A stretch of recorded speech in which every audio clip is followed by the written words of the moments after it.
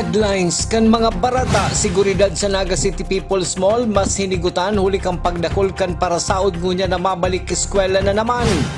Mga konsyel kang Naga may kanya-kanyang pananaw sa isu kang highly urbanized city kang Naga. Duwang babae sa Bula, Camarines Sur arestado sa pagpapabakal subuot nin Shabu. Tulay sa Malatan, Camarines Sur pinapatrabaho kang sarong non-government organization. Uya ang mga bareta sa aldaw na ini. Ako po si Ja, Maika Angeles. Nakaalerto ngunyan ang mga market guards sa Naga City People's Mall. Huli kan inaasahan na pagruso kan mga parabakal, huli kan preparasyon sa pagbabalik eskwela sa masunod na semana. Ang detalye sa report ni Cristina Valenzuela. Naka-full alert ngunyan ang mga gwardya kang Naga City People's Mall sarong simana antas ang balik eskwela. Inihulit na pinag-antisiparan na kang Market Enterprise and Promotions Office ang pagruso kan mga parasaod.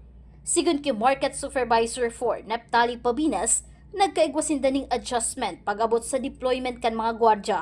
Mas dakul subuot ang pinag-deploy pag-aga hasta hapon kumpara pagbanggi para matauan ng seguridad ang mga parasaod na naglalamag bago ang burukasan kan klase. Yan po, in anticipation po kayan ang samoyang market guards ayos may adjustment sa schedule kan mga gwardiya. Naka-focus talaga niyan aldaw sa code.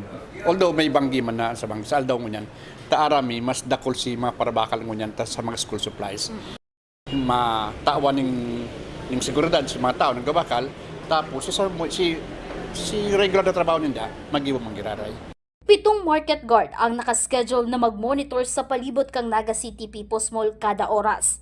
Inako kang MEPO na daiman gabus na lugar o area sa NCPM ang nababantayan kan mga personahe.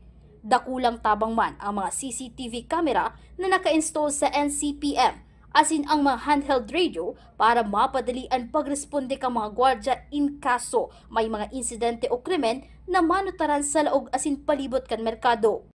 Pagkaaga kayan, usually pagkaaga, tiripon mo na, maikot, pakaikot, may deployment na kada area. Si ito mga dayman gabos talaga, ang totoo, mga bantayan gabos. Pero si mga bising area kan siraan, dapat may bantay talaga dyan. Hindi sa may karne, may bantayan dyan. So may radio man kami, ang communication, may yaon man, may CCTV kami. Kaya dayman garo, if ever na may insidente, ansa mo yung responde, madali man. Para sa Jaran TV 48 Naga, Cristina Valenzuela, Newsbreak. Mientras tanto, ikinaugma ni Market Supervisor for Tali Pabines ang sitwasyon ngunyan kang Naga City People's Mall, hulitan na wara na subot si mga insidente rin sa Lisi asin Harabonan. Alagad dai nagpapakampante ang Market Enterprise and Promotions Office sa mga posibleng mangyari. Sigun kay Tali Pabines, sa indaman tinututukan urual daw ang seguridad kan mga parasaod sa Naga City People's Mall. Ang maugma lang mayo kami mga insidente talagang itong mga dati kadtong istorya ngunyan na mga salisi ning garodokot mayo sa mo kaya ngunyan kailang dahil man kami naging complacent diyan dapat talaga i-anticipate manggirayan dapat matutukan manggirayan.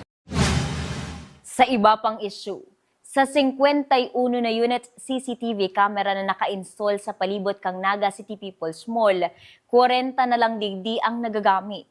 Sigun Kitali Pabines, may 350,000 pesos na pondo ngunyan ang Market Enterprise and Promotions Office para ipambakal nin mga bagong unit in CCTV camera, alagad pinaghiling pa kan opisina kung paano sinda makakatipid. Kabali sa hilingon kan MEPO ang sarong klase ng CCTV camera na gamit ang solar. Kung makakatipid subot ang MEPO digdi, mababawasan man subot ang saindang konsumo sa kuryente, asin madadagdagan pa ang mga CCTV camera. May 51 kaming CCTV cameras dapat. An operational, mga 40 pa man garo, mga 40 pa man. May pundo kami ngunyan, pigaano bilang si na dapat may klase kay ngunyan kan cameras na pwedeng pigiling mi na pwedeng makatipid kami duman. May pig-offer sa city na solar.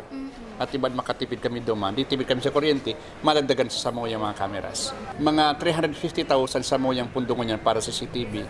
I-check mo yan kung ano sa maximum mabakalan ka ito. Padago sa mga bareta, mga paratinda sa Naga City People's Mall, nagahalat kan pagdakoli ng mga mabakal ng school uniform as in school supplies, pirang aldaw antes ang pagbabalik eskwela. Nagbabalik si Cristina Valenzuela.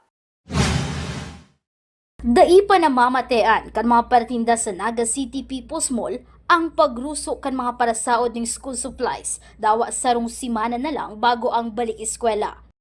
Nakailerang mga school supplies, uniform as in iba pang gamit sa pagklase sa ground floor kang Naga City People's Mall ang haros dai pa nababawasan dawa may mga nagkakapirang paratinda na ang nagbagsak presyo kan sa indang paninda. Sigon sa mga nakaulay ming paratinda, dakul na subot kaya ang nagtitinda ngunyan asin si mga dating parabakal ninda kada mapuon ng klase sa online shopping platform na subuot nagbabakal na saro sa nakapaluya kan sa indang ganansya.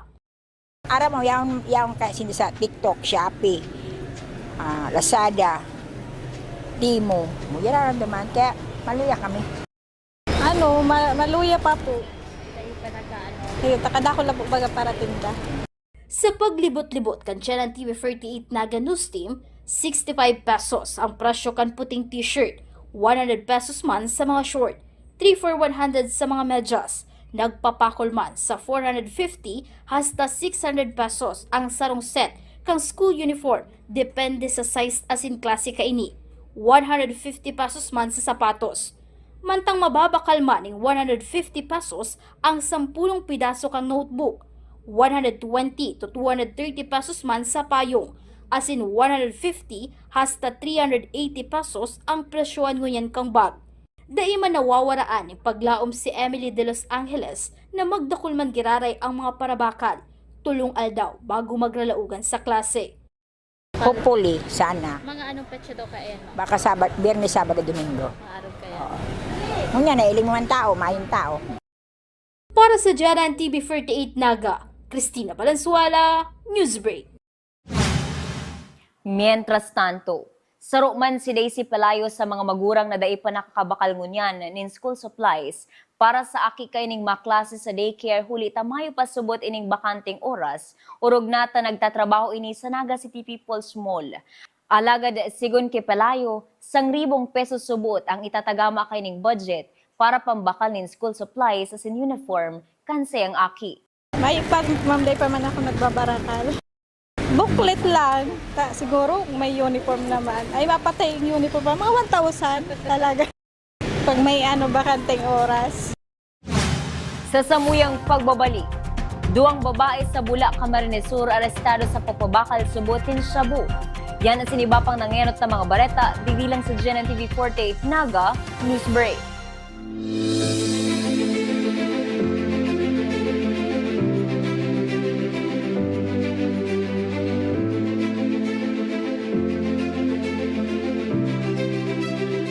Different backgrounds, one premier education. Here, there are no borders. This is our school. This is our home. Beyond borders, beyond barriers, from Bicolana dreams to international horizons. NCF is where everyone belongs.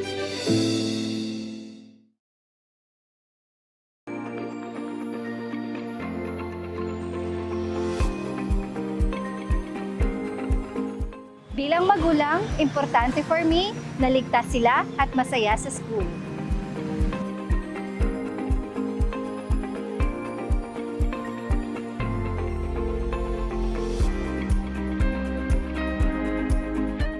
At NCF, the energy just feels right.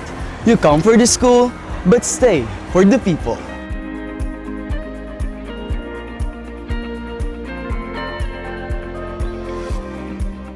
Dito, we learn independence, pero solid pa rin ang support system.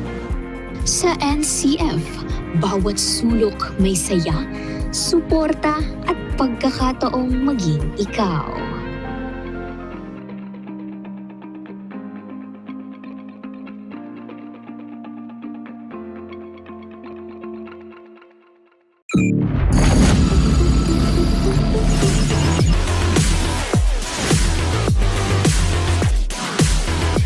Invest in your dreams. We'll handle the innovation-powered excellence. This is how we lead the future.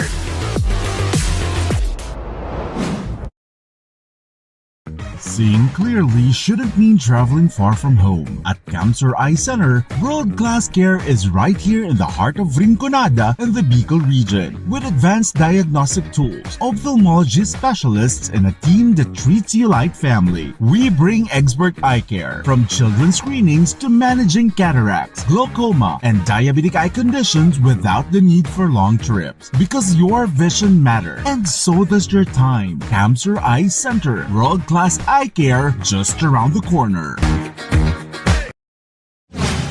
Sa pagpapadagos kan mga bareta, abalang patrabaho Canaga Airport asin ang presenteng kabugtakan kaini ang nag-aalaw subuot nin mga investor sa syudad ning Naga. Ang detalye sa report ni Melvin Machado. Pawara nin investor ang sitwasyon kang Naga Airport na yaon sa banwaan nin Pili, Camarines Sur. Ini ang naging reaksyon ni Naga City Mayor Len Robredo sa isyu kang Naga Airport. Ini sa tao kang dakulang tabang kaini sa syudad kang Naga ngunyan na yaon sa proseso kan pagiging highly urbanized city. Liwat subot siyang masurat sa DOTR para hagadon. Natawa naman ng atensyon ang Naga Airport huli ta grabe na subuot ang dinadalang epekto kaini. Importanteng maray, in fact, saruyan sa mga pagkukulikta with DOTR, kaulay ko, often nakakaulay ko si Secretary Vince Dizon, tahali ba siya sa DOTR, nagpapatabang kita matutukan naman. Ang ngunyan kayang year, while igayan 440 million na budget, kulangon niya na maray.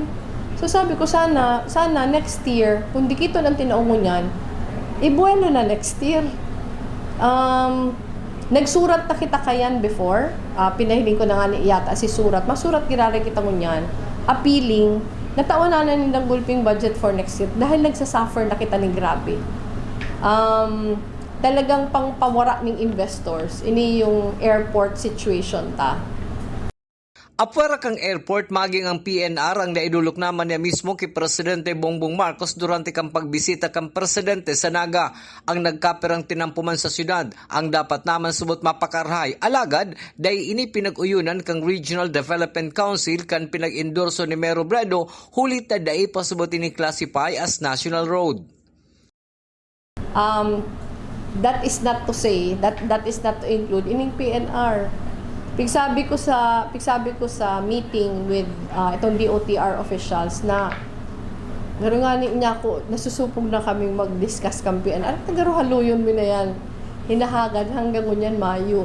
Ti Presidente, pagdigdi ni Presidente, yaon nga ni si Cap Monex, kahampangan mi, sinabi ko, na baka niya ako pwedeng asikasuhan naman nilo ang PNR.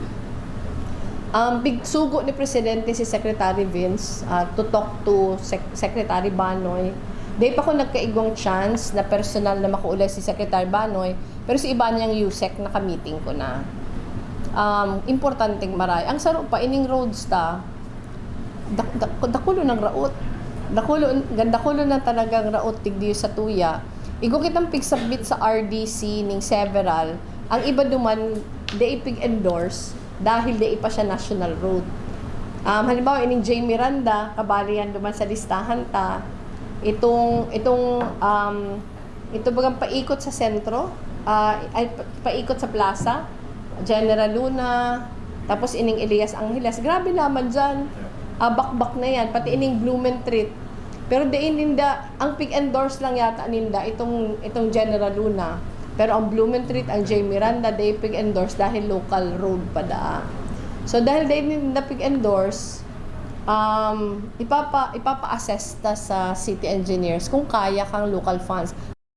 Para sa GNN TV48 Naga, Melvin Machado, Newsbreak. Mientras tanto, nagkapirang konsehal kan syudad ning Naga may kanya-kanyang pananaw asin argumento sa isyu kan na pagiging highly urbanized city kang Naga. Nagbabalik si Melvin Machado. Huli tahali sa sangguniang panglunsod kang Naga ang resolusyon na naghahagad sa Palasyo Malacañang na iproklamar bilang highly urbanized city ang Naga, matumar parte subot ang mga konsyal sa pagtabang sa pagpapaliwanag ka mga positibo as in negatibong aspeto kan pagiging HUC. Ina ang naging reaksyon ni City Councilor Nathan Serio sa hapot kung ano ang magiging papel kang konseho sa isyu kang highly urbanized city asin sa plebisitong gigibuhon. Ining sanggunaan dahil hali sa iya si resolusyon na inagad sa Malacañang sikon. Siguro matumar party kami dyan sa pagpaliwanag. Baka magbaranga kami ng grupo. Tangarig sabay-sabay nagpapaliwanag kamo ang concentration nito ini magibo man kamong set of activities dyan katakod kaya pagpaliwanag. Pero ikaw pag-uuyonan ibababa na informasyon tangarig dahil nagkukontra ng statement ano. Baka may bulto man kami. Bako sa ng executive ang nagsisibot, kundi ang legislative branch kang City Government of Naga. Para man kay City Councilor Elmer Baldemoro, madarani na kulang oportunidad sa syudad ang pagiging highly urbanized city. Kaipuhan man subot ipaintindi sa bagang taga-Naga kung ano ang karahayan na dadarhon kay ni sa pagiging HUC. Mas makakakaupo kita ng darada ko lang share sa national tax allocation. Pag highly urbanized city po, kaya dakula ang share kaya kumpara duman sa independent component city. So iyo po yan itong mga advantage kaya kung kita magiging kumbaga magiging ng full-fledged highly urbanized city. Alagad para kay City Councilor Frank Mendoza, titulo man lang subot ang highly urbanized city asin ang pinakaimportante, makahanap ang gobyerno ng oportunidad na magkaigwa ng trabaho ang mga taga-Naga para maging marhay subot ang saindang pagbuhay. Sa kuya daw, branding lang yan. Ang importante, trabaho ka mga naganyo. Ano pang iapod sa tuya, highly urbanized, whatever. Ang importante, highly employed si mga naganyo. Dahil ang susi para umangat ang pagbuhay ka mga naganyo. Kaya na lang yan. Kumaga bragging right na ika HUC. Pero ang trabaho kang siyudad, trabaho kang local government, kasi mga opisyalis, maghinguwa na makahanap ng paagi na mas managdagan ang hanap buhay sa siyudad kan Naga. Para sa GNN TV48 Naga, Melvin Machado, Newsbreak. Mientras tanto, matapos ang 6 na bulan na dai pag-atindir ng session regular kang sangguniang panlunsod kang Naga ni City Councilor Dr. Butch Borja, nag-atindir na ini kasubagong aga na pinaghatod sa laog kan session hall mientras na naka-wheelchair. Tulos man ining pinagsabat kan sa iyang mga kaibahan na city councilors na kasabay niya sa pag-atindir ng session. Nagbakasyon ng halawig na bulan si City Councilor Borja, huli kan sa iyang issue sa salud. Sa police report, nasa custody ngunyan kan Bula Municipal Police Station ang duwang babae na sinda alias Maine, 33 anyos daraga, at alias May, 29 anyos, parehong residente kan Bula, Camarines Sur, na inaresto matapos ang anti-illegal drug bypass operation kasubanggi. Na-recover sa sainda ang 36 grams ng subot shabu na nagkakantidad 244,800 pesos. Kinukonsiderar ng mga newly identified street-level individual ang duwang suspect na yaon ngunyan sa custody kan Bula Municipal Police Station. Sa iba pang police report, sa paagi ng search warrant operation na aresto ang suspect na si alias Pong, 48 years old, residente kan Barangay Buenavista, Presentacion, Camarines Sur. Ang search warrant operation ang pinanginotan kan Provincial Police Drug Enforcement Unit, Provincial Intelligence Unit, 2nd Provincial Mobile Force Company as in Presentacion Municipal Police Station sa pakikipag-koordinar sa PDEA Bicol. Na-recover sa suspect ang 10.66 grams ng subot shabu na nagkakantidad 72,488 pesos. Nasa custody niya na kan Presentacion Municipal Police Station. Sa iba pang bareta, liwat nagkatiripon kasudma ang mga kaakian na pinagsusuportahan kan Naga City Police Office sa saindang pagklase sa irarom kan Project Surat. Pinagresebe ninda kasudma ang saindang school supplies. Ang detalye sa report ni Cristina Valenzuela. 14 estudyante sa elementary as in high school ang nakaresibe ng bag na may laman ng school supplies hali sa 6 na estasyon kang Naga City Police Office, City Mobile Force Company, as in headquarters kang Naga City Police Office. Sarong paagi ini na masuportahan sa kadikit na paagi ang pagklase kan mga estudyante sa ilarom kang Project Surat o suportahan uragon responsableng aki tabangan para mapamaray ang buhay. Kasuod ma, ginibo sa Naga City Police Office compound ang outreach program activity.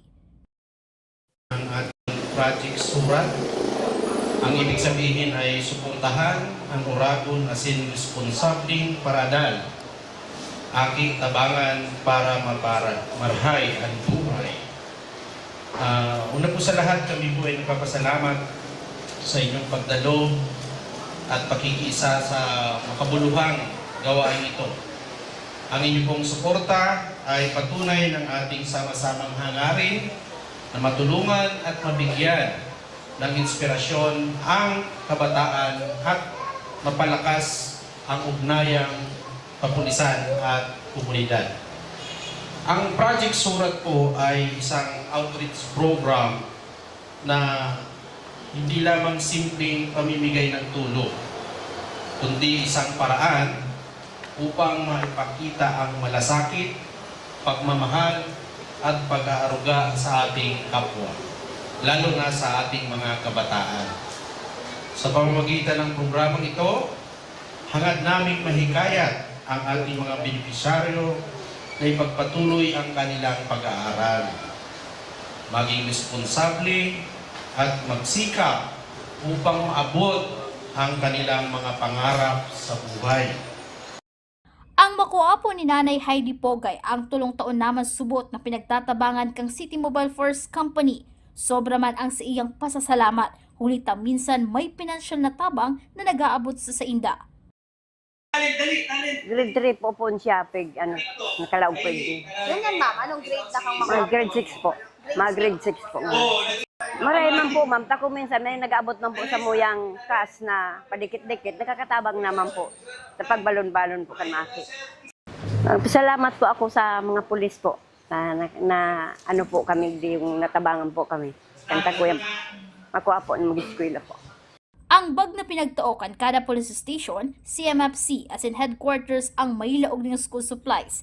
Bago magsurwayan, may bagas paman na pinabitbit sa mga magurang.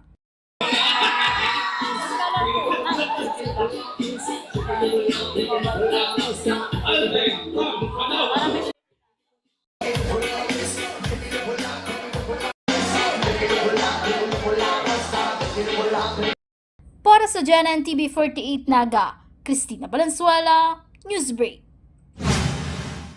Sa iba pang bareta, konstruksyon kan tulay sa Balatan, Camarines Sur na tabangan kan sarong non-government organization. Ang detalye sa report ni Campus Correspondent Dylan Talagtag. Ang peligro sa deitultul na tulay na ini na nagsusumpay sa Barangay Montenegro asin Barangay Kabungan kan Balatan, Camarines Sur ang dekada ng inaatubang na problema kan duwang barangay. Urog na tuyong tag-uran o may bagyo ninhuli sa pagtaas kan tubig. Problema man sa mga rescuers ang pagbalyo sa Barangay Montenegro na nasa purong parte kan lugar. Pag nagbabaha kami kaya tagasadi, mga nagpapayan sa kabilang barangay sa mga giron pag nagbabaha, mga na-stranded sila sadi. Minsan sana ko tindahan ko, stranded sila sadi. Pag kaya pang bumatloy, sa iba nakakabatloy. Pag sa mga motor, inaalalayan sa mga motor kung mga ibang mga kawasadi, mga sultir, mga lalaki. Tapos so pag kuha man minsan ako gabi na baha, dinabutan nila baha sa pinag-ianan nila o dauran sa pag abot sa nila baha. Gabi na biglikaw sila pensad to, may sa baloy. Pasubli araw sa flashlight nga ako. O flashlight ko ta o kadla ganito pig-agyan.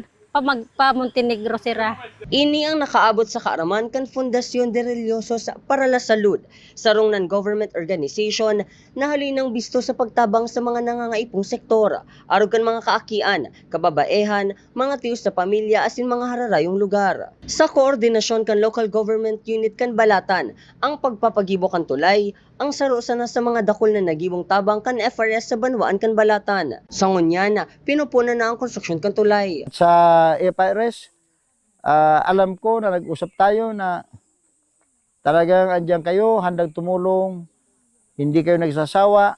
at marami pa tayong mga project na pinag-usapan. Thank you very much. At sana yung FRS at saka yung partner nila ay pagpalain ng ating Panginoon at bigyan ng kalakasan palagi upang magawa nila yung mga proyekto na alam ko na bihira lang yung mga NGOs na talagang naglalabas ng pera para sa ikakaunlad ng isang bayan. Thank you very much, FRS. Ang Fondasyon de Religiosos para la Salud mapadagos ang pagtabang sa mga banwaan sa Laugcan, Bicol. Para sa GNN TV 48 Naga, Dilan Talagtag, Newsbreak. Yan ang mga bidang baretang nakalap kan mas pinaksog na puwersa kan GNN TV 48 Naga News and Bicol Affairs. Day malingon i-follow ang sa mga official Facebook page, GNN TV 48 Naga. Padagos kaming mahatod yung mga baretang garantisadong nanginginot kasi napapanahon. I-hit ang subscribe button sa Samoying official YouTube channel, GNN TV 48 Naga, para updated kita sa mga bareta as in istoryang Bida ang Bicolano. Ako po si Ja Mike Angeles as in inian GNN TV 48 Naga, News Break. Sa NCF, tambayans are not just tambayans. They are a place to vibe with your people. It's where Tigers connect. And sometimes, it's also the best place para huminga.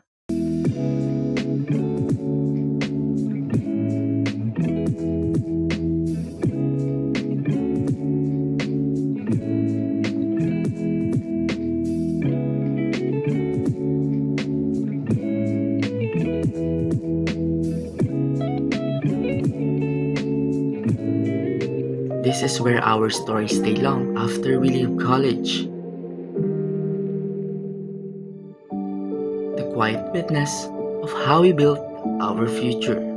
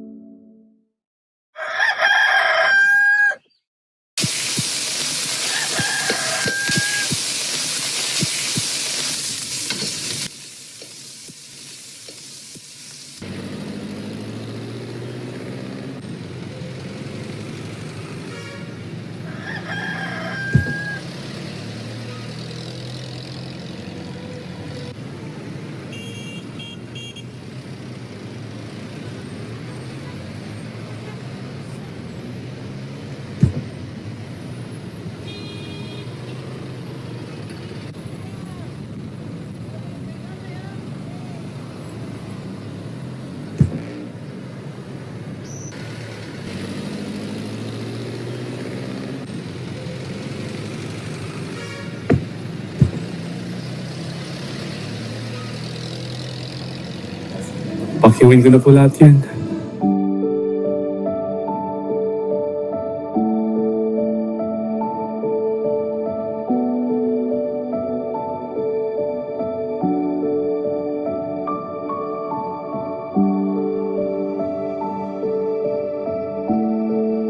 Humble beginning, global end. NCF, world-class affordable education for every Filipino family.